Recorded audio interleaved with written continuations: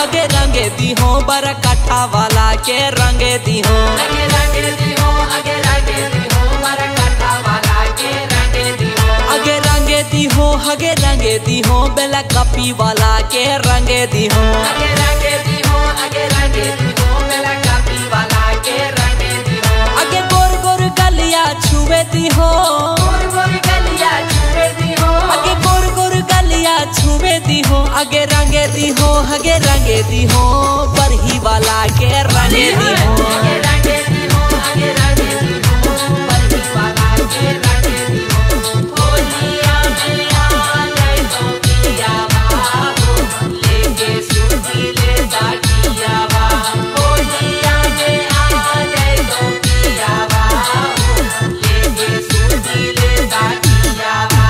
होलिया में एतना तो पहली कैसे छूट गए लो कैसे छूट के दल को थोड़ा छूट गए साले भर से छौड़न सब बनवले हाथ न मुड़ गे बनवले हाथ मुड़ के बनवले हाथ मुड़ के होलिया में एतना तो पहली कैसे छूट गए साले भर से छौड़न सब बनवले हाथ न मुड़ गे अगर डीजे वाला के रंगे दी हो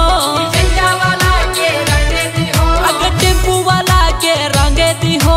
पुया वाला के रंगे दी हो बहकोदर वाला के रंगे दी हो अगे रंगे दी हो हगे रंगे दी हो गिरिडीह वाला के रंगे दी हो हगे रंगे दी हो हगे रंगे दी हो सोचे झारखंड वाला के रंगे दी हो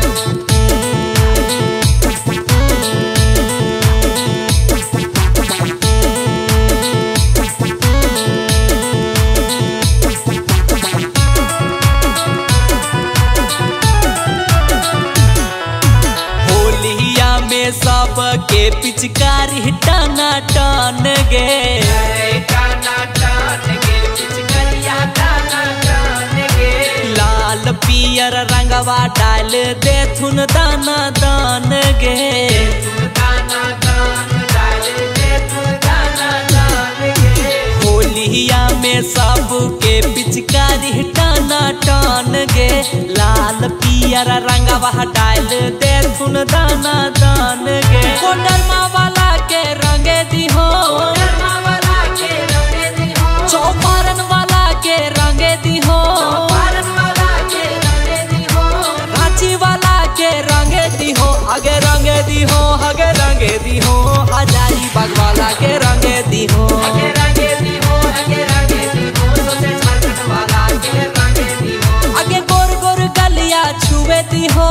गोर गोर गलिया छुए दी हो आगे गोर गोर गलिया छुए दी हो आगे रंगे दी हो हगे रंगे दी हो